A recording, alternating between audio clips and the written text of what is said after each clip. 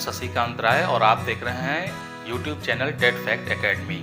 आज के वीडियो में हम पढ़ेंगे हिंदी भाषा प्रथम प्रश्न पत्र के अंतर्गत वाक्य के बारे में, और इसमें हम जानेंगे वाक्य के जो अर्थ हैं वो क्या होते हैं, वाक्य के भेद और उनके उदाहरण देखेंगे।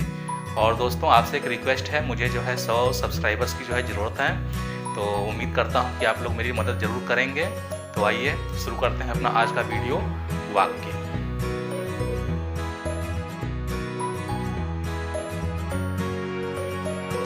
सबसे पहले हम देखेंगे वाक्य का परिचय। सार्थक शब्दों का क्रमानुसार समूह जो एक अर्थपूर्ण विचार संप्रेषित करे वाक्य कहलाता है। यानी कि शब्दों का जो समूह होता है उसको क्रमानुसार रखना चाहिए, तभी क्या होता है कि कोई अर्थपूर्ण विचार जो है लोगों तक पहुंचता है। ऐसे ही शब्दों के समूह को हम लोग क्या कहते हैं, वाक्य कहते हैं। वाक्य के निम्न दो महत्वपूर्ण तत्व होते हैं, अन्वय। अन्वय यानी मेल या समन्वय, और दूसरा है पदक्रम। मेल या समन्वय का मतलब होता है कि शब्दों के बीच में हमेशा समन्वय होना चाहिए, और दूसरा है पदक्रम, और उनका एक निश्चित क्रम होना चाहिए। तो ये किसी वाक्य के सार्थक पूर्ण होने के लिए दो महत्वपूर्ण तत्व हैं। वाक्य के भेद। वाक्यों के दो भेद या प्रकार पाए जाते हैं। पहला है रचना के आधार पर, दूसरा है अर्थ के आधार पर। अब हम एक एक करके दोनों भेदों को देखेंगे और उदाहरण सहित समझने का प्रयास करेंगे। तो आइए देखते हैं सबसे पहले रचना के आधार पर। रचना के आधार पर क सरल वाक्य, एक क्रियाओं वाले वाक्य, यानी ऐसे वाक्य जिसमें सिर्फ एक ही काम हो रहा हो या एक क्रिया हो रही हो, ऐसे वाक्यों को सरल वाक्य कहते हैं। जैसे मोहन टहलता है, मैंने यह मकान बनवाया है, उसने मुझे पुस्तक दी। मोहन टहलता है एक क्रिया है, मैंने यह मकान बनवाया है, यहाँ भी एक ही क्रिया हो रही है, और उसने मुझे पुस्तक दी, पुस्तक देना यहाँ पर एक ही क्रिया हो रही है। अतः तीनों वाक्य क्या हैं, सरल वाक्य हैं। जटिल वाक्य। एक से अधिक उपवाक्यों वाले वाक्य जटिल वाक्य कहलाते हैं। यानी कि एक से अधिक वाक्यों को मिला करके जब कोई नया वाक्य बनता है तो उसे जटिल या कठिन वाक्य कहते हैं। इसे दो भागों में बांटा गया है, संयुक्त वाक्य और मिश्र वाक्य। संयुक्त वाक्य दो या अधिक स्वतंत्र उपवाक्यों वाला वाक्य है। जैसे पिताजी बाजार गए एवं मेरे लिए खिलौने लाए। यहाँ पर क्या है कि इसे संयुक्त वाक्य कहा गया है, क्योंकि दोनों ही एक दूसरे से स्वतंत्र हैं, यानी कि दोनों अपना अर्थ प्राप्त करने के लिए एक दूसरे से पूरी तरीके से स्वतंत्र हैं। दूसरा है मिश्र वाक्य। एक स्वतंत्र तथा शेष आश्रित उपवाक्य वाले वाक्य मिश्र वाक्य कहलाते हैं। जैसे राम ने कहा कि वह बीमार है, मैं उस लड़के से मिला था जिसकी पुस्तक खो गई थी। यहाँ पर एक वाक्य स्वतंत्र है और दूसरा उस पर आश्रित है। तो यहाँ पर एक स्वतंत्र हो और एक आश्रित उपवाक्य हो, ऐसे वाक्यों को मिश्र वाक्य कहते हैं। जैसे राम ने कहा कि वह बीमार है, तो राम ने कहा यह एक स्वतंत्र है, और वह बीमार है ये एक आश्रित उपवाक्य है, जो कि क्या बताता है कि राम बीमार है। कौन बीमार है? राम बीमार है। अतः यह वाक्य क्या है? मिश्र वाक्य है। अर्थ के आधार पर क कथनात्मक या विधिवाचक। सामान्य कथन या किसी काम या बात के होने का बोध हो, उसे कथनात्मक या विधिवाचक वाक्य कहते हैं। यानी कि जहाँ पर किसी व्यक्ति के बारे में कोई स्टेटमेंट या बात कही जा रही हो, ऐसे वाक्यों को कथनात्मक या विधिवाचक वाक्य कहते हैं। जैसे शीला शिक्षिका है। शीला के बारे में साधारणतः बताया जा रहा है कि शीला क्या है? एक शिक्षिका है।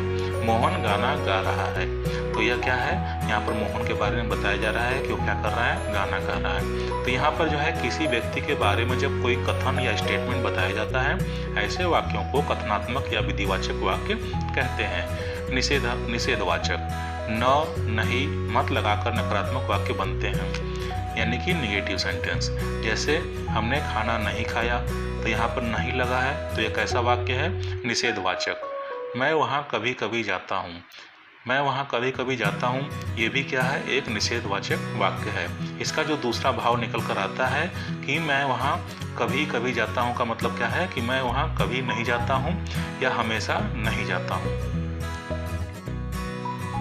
आज्ञावाचक। इन वाक्यों में आज्ञा, निर्देश, प्रार्थना या विनय का भाव होता है। यानी कि यह बिल्कुल स्पष्ट है कि इसमें आज्ञा होगा, यानी कोई इजाज़त जो है ली जा रही होगी, निर्देश दिया जा रहा होगा यानी गाइडलाइन, प्रार्थना या रिक्वेस्ट होगा, या विनय यानी पोलाइटनेस का भाव होगा। जैसे शाम तक अवश्य आ जाना, यह एक प्रकार का जो है आज्ञा है कि शाम तक तुम जरूर आ जाना। तुम पढ़ो, यह एक निर्देश है। प्रश्नवाचक, जिन वाक्यों से प्रश्न पूछने का बोध हो उन्हें प्रश्नवाचक कहते हैं, और ये बहुत आसान होते हैं, सभी लोग आसानी से पहचान लेते हैं। जैसे क्या सीता दिल्ली जा रही है। इन वाक्यों में क्या, क्यों, कैसे आदि प्रकार के प्रश्नवाचक शब्द का इस्तेमाल होता है, और वाक्य के अंत में प्रश्नवाचक चिन्ह लगा होता है।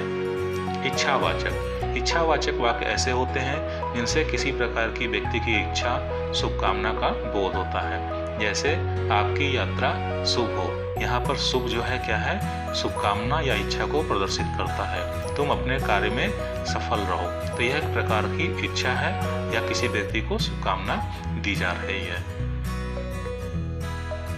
संदेहवाचक, किसी बात का संदेह प्रकट करने वाले वाक्यों को संदेहवाचक कहा जाता है। जैसे हो सकता है आज बारिश हो, यहाँ बारिश की संभावना प्रकट की जा रही है, तो यह कैसा वाक्य है, संदेहवाचक। उसने कहा होगा, किसने कहा होगा, उसने कहा होगा, यानी कि यहाँ पर संदेह प्रकट किया जा रहा है, अतः यह वाक्य भी संदेहवाचक वाक्य है। विस्मयवाचक, विस्मयवाचक वाक्य ऐसे वाक्य होते हैं जिनसे आश्चर्य, दुख, घृणा, प्रेम, हर्ष आदि का बोध हो। जैसे ओ कितना सुंदर दृश्य है, ओ हाय, इस प्रकार के जो शब्द होते हैं वो विस्मय को प्रकट करते हैं, और इनके अंत में विस्मय बोधक चिन्ह लगे रहते हैं, जिससे आप आसानी से पहचान सकते हैं कि यह विस्मयवाचक वाक्य है। संकेतवाचक, वाक्य में कोई न कोई शर्त हो, अर्थात एक वाक्य दूसरे की संभावना पर निर्भर करता हो, यानी कि किसी वाक्य में किसी प्रकार की कोई शर्त के साथ कोई कथन बताया जा रहा हो, या फिर एक दूसरे से जो है वो क्या हो, संभावित हो। ठीक है, तो ऐसे वाक्यों को हम लोग क्या कहते हैं, संकेतवाचक वाक्य कहते हैं। जैसे पानी न बरसता तो फसल सूख जाती, तो यहाँ पर क्या है, एक दूसरे की जो वाक्य की जो संभावना है और उस पर जो निर्भरता है वो बताता है कि अगर पानी न बरसे तो फसल सूख जाती। तो ऐसे वाक्यों को संकेतवाचक वाक्य कहते हैं, कि यहाँ पर संकेत कर रहे हैं कि पानी नहीं बरसेगा तो फसल क्या होगी, सूख जाएगी। अगर पिताजी ना आते तो मुझे पैसा मिल जाता, तो यहाँ पर भी क्या हो रहा है, संकेत कर रहे हैं कि अगर पिताजी नहीं आते तो मुझे क्या होता, पैसा मिल जाता। तो इस प्रकार से ये दोनों वाक्य क्या हैं, संकेतवाचक वाक्य हैं। आशा करते हैं आपको हमारा आज का वीडियो जरूर पसंद आया होगा। जो व्यूअर नए हैं वो चैनल को जो है सब्सक्राइब कर दें और बेल आइकन को प्रेस कर दें, और अगर आप कोई सुझाव देना चाहते हैं तो कमेंट बॉक्स में जाकर के सुझाव दे सकते हैं। हम जल्दी ही आपसे मिलेंगे अपने नए वीडियो के साथ में, तब तक के लिए इजाज़त दीजिए, धन्यवाद।